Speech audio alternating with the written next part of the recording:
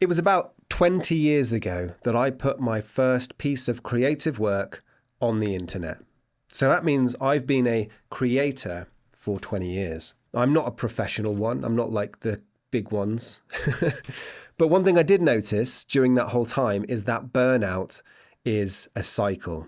It's something that happens to you. You can get yourself out of it, and sometimes you can see it coming. But sometimes you can be feeling like you're at your best. And then literally hours later, that passion, that energy for creating goes away. That's a really hard thing to deal with. So here are 5 ways that over that time I've found to pull myself out of creator burnout. The first of these is to force a change in your life. For me, I have found that creative burnout usually comes alongside with lots and lots of other things. So maybe I'm also not exercising, or maybe I'm staying up late, and there are lots of other things that are happening alongside it. And usually what I do is I force a change in my life. This will be something like I need to get back to running regularly. Now, this will be different for you. Maybe this will be I need to start reading before bed. I need to start eating healthily, or maybe I need to start waking up at a different time. Forcing a change in your life sometimes can jumpstart your passion for something. It can sometimes bring back the energy that you need to be creative again. I put this one at the beginning because it's the most subtle thing that you can do. Sometimes simply just starting to go for walks every day at lunchtime or something can be enough of a change to give your brain enough space to just start turning those cogs. Because for me, creativity is about momentum, and all it takes is for some negative impact to just stop that momentum, and it's very hard to get it going again. For me, doing something like going for a daily walk and just getting into your own brain can sometimes build that momentum back up. Sometimes for me, that doesn't work, and in these cases, I set a date. I say to myself, on this day, maybe it's 2 weeks from now, I am going to start again. That gives me a chance to prepare myself. Maybe that's tidy the studio space that I'm in. Maybe that's clean the gear that I'm going to use to be creative. Or maybe it's simply time to get enough sleep to have enough energy to be creative again. Sometimes by setting a date and telling all of your friends, yeah, on this day, I'm going to start again. I'm going to start doing things again, and I'm going to bring back that energy. The trouble with this one is you have to stick to it. You have to tell yourself, I'm going to do everything I can to make that happen. If you're in the zone where you're feeling a bit passive and you're like, oh, I'm not sure if I really want to, I think you need to solve a different problem. As I've already said, creativity is about momentum, and sometimes setting that date and brute forcing getting started again can be a really great way to get back into the swing of things. Usually, if you can come back with a really good idea, something that feels good, that can really help. Those first 2 don't usually work without this third one, and this is the most important one, okay? This is giving yourself permission to stop.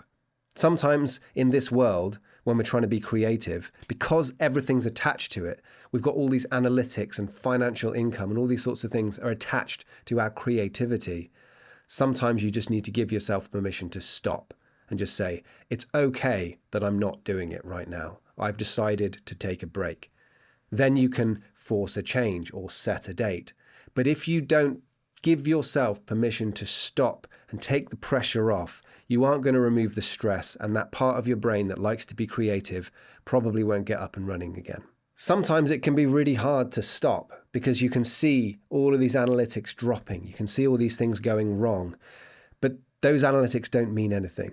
What those analytics mean is that you are constantly working and maybe you need to stop. Only by giving yourself permission in your brain to stop being creative, just for a week, 2 weeks, maybe it's a month, whatever it is, just giving yourself that permission to understand that that rest is productive. That's a very common thing that people say, but rest is productive, and you need to give yourself permission to do that in order to make a change or set a date to get started again. Sometimes just by making something, anything, you can jumpstart your creativity again.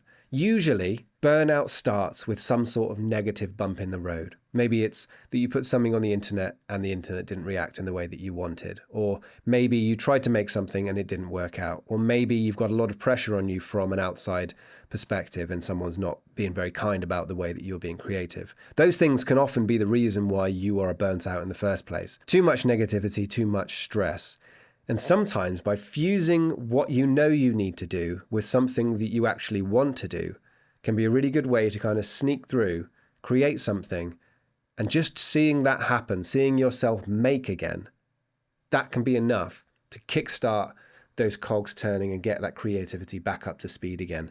Because creativity and stress and pressure don't really sit in the same room very happily. But seeing yourself succeed at something, that can be a really good way of feeling good, getting your mojo back, and starting to be creative again. And sometimes you can sneak through something you need to do with something you want to do, just as a way to get creating again. The next one feels funny for me to say because I'm terrible at this, but this is advice to myself and advice to you, and that is just to pace yourself. You see, the problem with being creative all the time and outputting those things to the internet is that it's very difficult to make things while you're under pressure or under stress. But if you've already made those things, then maybe you'll put them out and they'll do really well, and the stress will be relieved and those cogs can start to turn again.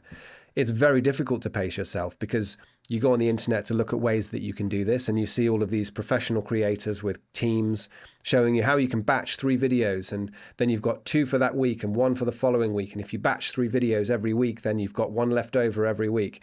That's easier said than done. If you've got kids, a job, and all sorts of things going on, it's very difficult to make enough videos or things to put on the internet, let alone more than you need. So don't worry, I know how hard it is to pace yourself. But if you can find a way to do it, this is a really great way to keep something back for those rainy days. So when you're not feeling good and when you're not feeling energetic, then you can put these things out onto the internet, and just seeing comments and responses and positivity coming in, that sometimes is enough to make you feel like creating again. As I've said, I'm not a doctor. If you feel like you need to talk to a doctor, I highly recommend doing that. Things like eating well, getting sleep, getting exercise are really good things that you can do. But remember, I'm not a professional. I'm not a doctor. So if you need to see one, see one. But I am a creator, and that's how I deal with creative burnout. Hope that helps. Be kind to yourself, and I will see you in the next video.